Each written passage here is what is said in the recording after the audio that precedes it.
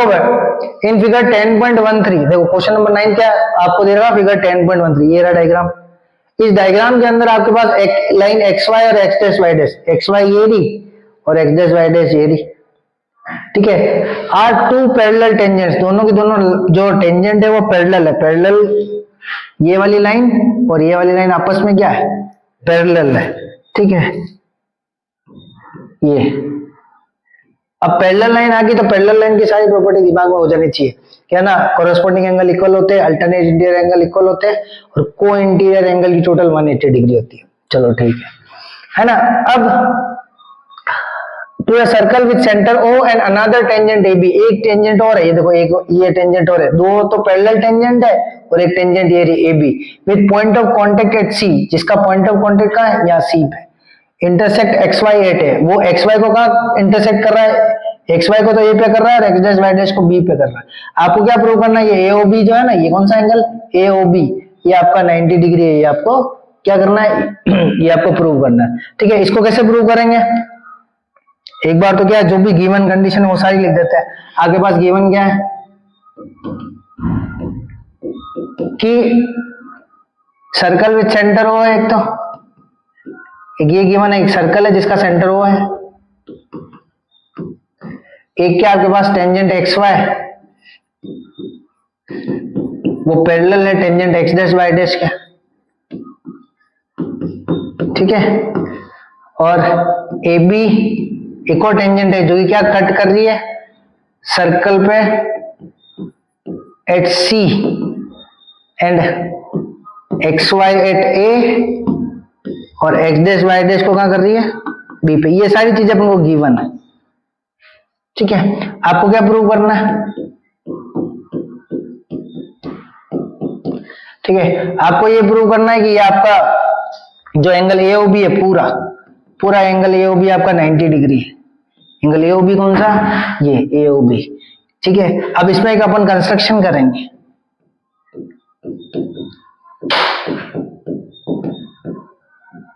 अपन इसके अंदर क्या कंस्ट्रक्शन करेंगे कि कंस्ट्रक्शन कर रहे हैं अपन इस ओसी को ज्वाइन कर रहे हैं, ठीक है।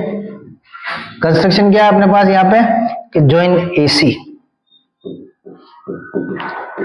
अब आप जब एसी को ज्वाइन करोगे ना तो ये जो एंगल एओबी दो एंगल में डिवाइड हो गया, ठीक है। कौन सा, एक एंगल एओसी और एक एंगल बीओसी, इसको मान लो एंगल 1 मान लो और इसको एंगल 2 मान लो, ये हो गया, इस तरीके से ये डिवाइड हो गया, है ना। अब आपके पास क्या है, देखो ये वाली लाइन और ये वाली लाइन क्या है आपके पास पैरेलल है पूरी की पूरी, ये वाली और ये वाली 90 + 90 80, रुकना तो इसमें क्या ये एंगल इक्वल, ठीक है, ठीक है। अब यहां क्या आपके पास ये ट्राइंगल देखना, तो अच्छा ये 1 2 है, इन एंगल को ले लो, ये वाला 3 ले लो और ये वाला 4 ले लो। आप क्या करना, ये ट्राइंगल लेना POA और एक लेना COA,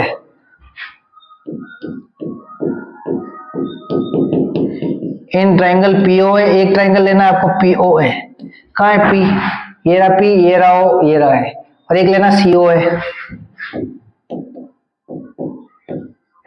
ठीक है। इस POA के अंदर और COA के अंदर क्या इक्वल है बेटा, एक तो एंगल ये वाला और ये वाला दोनों 90 है, ठीक है। Angle OPY equals to angle OCA, ये दोनों कितने हैं 90 डिग्री, ठीक है। ये वाला एंगल 90, दूसरी OA कॉमन है,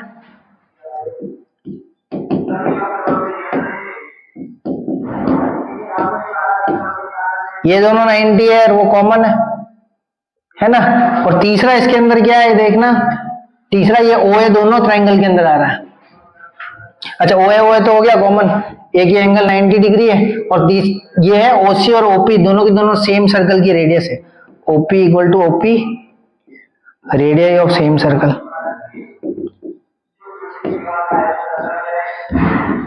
ये आपके पास तीन चीजें हो गई है, ठीक है। एंगल 90, उसके सामने वाला यानी ये वाला एंगल, ये वाला एंगल 90, इसके सामने वाली कौन सी, ये OA जो दोनों के लिए हाइपोटेनियस है वो कॉमन है। और तीसरा क्या है आपके पास OCA और OPA दोनों सेम सर्कल की रेडियस है। तीन चीजें हो गई, इसलिए ये दोनों ट्राइंगल क्या हो जाएंगे आपके कॉन्ग्रुएंट, ट्राइंगल POA जो है वो कॉन्ग्रुएंट हो जाएगा ट्रायंगल COA के। ठीक है, कौन से रूल से? RHS रूल से, याद रखना, क्योंकि इसके अंदर 90 डिग्री है।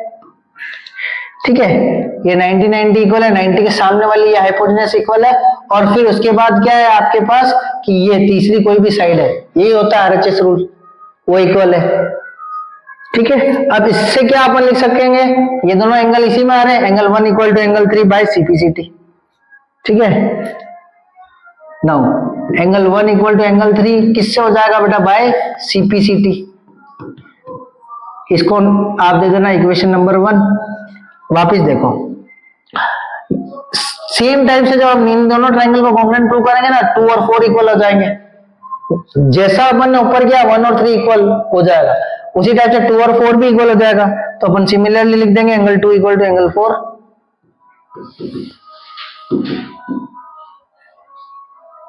एंगल 2 जो है बेटा वो आपकी किसके इक्वल हो गया? एंगल 4 के।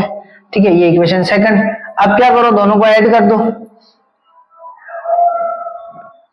ठीक है, एंगल 1 इक्वल टू 3 हो गया और एंगल 2 किसके इक्वल हो गया? 4।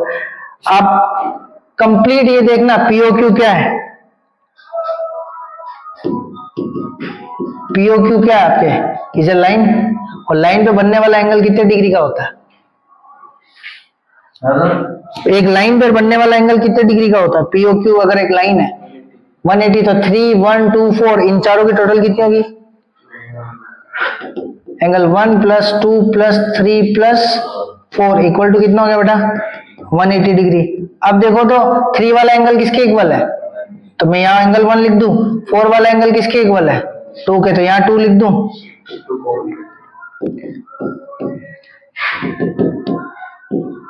एंगल 1 प्लस 1 कितना होगा? 2 एंगल 1। 2 प्लस 2 कितना होगा? 2 एंगल 2 इक्वल टू 180 डिग्री।